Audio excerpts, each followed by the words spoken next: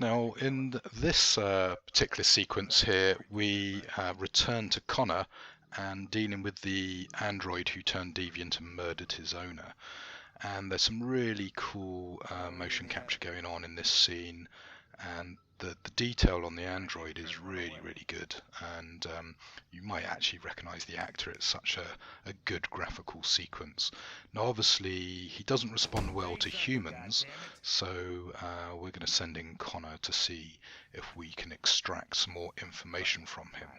Now, it is possible to get him to do various things, so I've tried to do something slightly different in this playthrough, and we'll see how that pans out. Now, the other cop in this scene here, he's a total douchebag who hates Hank and Connor, so yeah, any opportunity to stick one to him is always well worth it. Anyway, as you can see here, we're discussing the law whereby deviants respond to stress, and one of the things that deviants have been known to do is self-destruct. So, you know, they jump off cliffs or stab themselves, or some other form of sort of android suicide. So anyway, Connor's basically requested to go in, and he gets his way, and he never fails. So obviously if he does fail, he's going to start questioning his programming, and in fact Cyberlife might decide to replace him if he's too ineffective. So you've always got this interesting push-pull with Connor as to, do you want him to succeed or do you want him to fail? And there's various bits here, so I've done a scene scan because the first time I played this I didn't realise there was a file you could browse through, so it was quite nice to discover that on my second playthrough. And there's lots of little details like that it's very easy to miss, as I mentioned I think in the first time you got to play with Connor. Now we're at some stage going to sit down and interrogate our little android buddy here and see what we can get from him.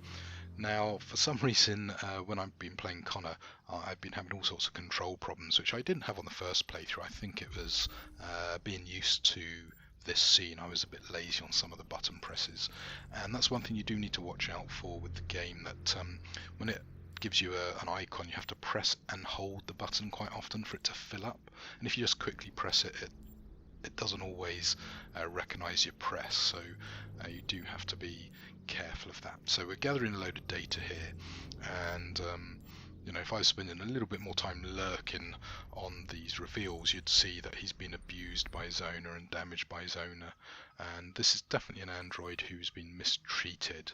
And as you can see, we're trying to reach optimal stress, so that little bracket there, we're trying to get the stress meter right into there so that he breaks and confesses without kind of committing suicide.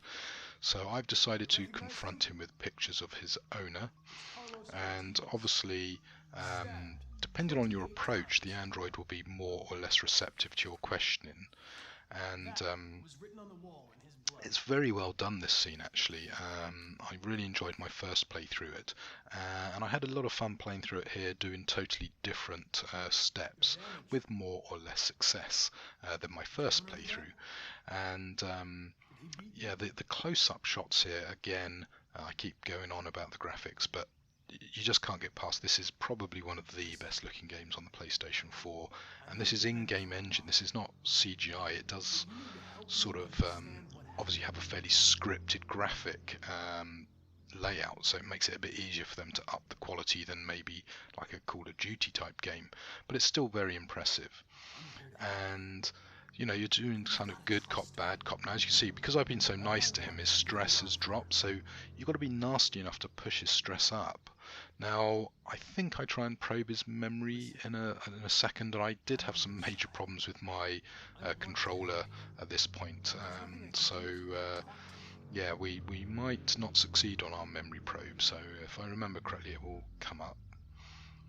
But here you go, I'll let you listen to this bit. What are they gonna do to me? They're gonna destroy me, aren't they? They're going to disassemble you to look for problems in your biocomponents. They have no choice if they want to understand. Now, I think that was brilliantly played there. You got the low, quiet witness, and he's really kind of desperate to be alive. I mean, you can see that he is aware that he's been viewed as a machine, but he doesn't feel that way about himself.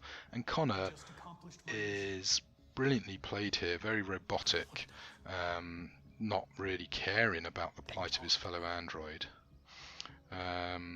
So yeah, I do enjoy this scene with both us again, the mocap and the actual acting, and it really allows the voiceover artists to actually properly act, because of course they actually sit down in a green room with all these little dots on their faces and talk to each other, and just brilliant. And a lot of people have said they'd love Connor to have more of a part in the game and have the game more focused around him, and that would be a really cool spin-off game to do a Connor focused one. So anyway, as you can see, I'm trying to get absolutely optimal stress here, but I keep getting it close to where I want, but not bang on where I want. So anyway, I just choose to terrify him, and that should push his stress up.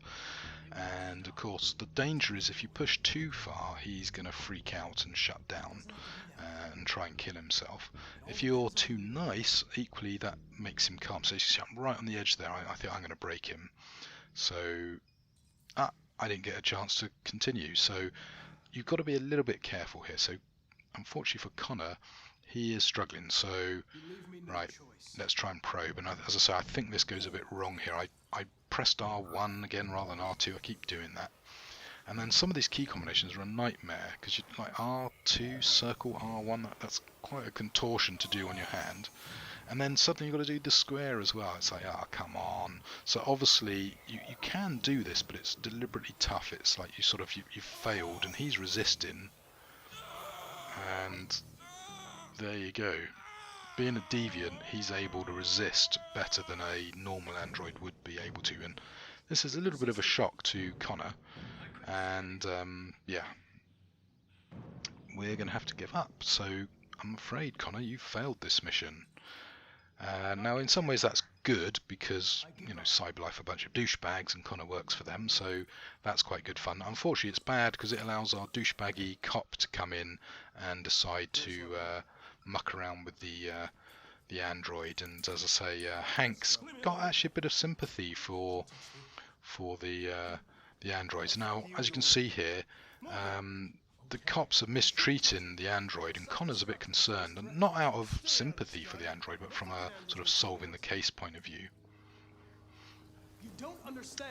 If it's So here you go. Connor is desperate to preserve the evidence. Your fucking mouth. Chris, you gonna move this asshole or what? I'm trying. I can't let you do that.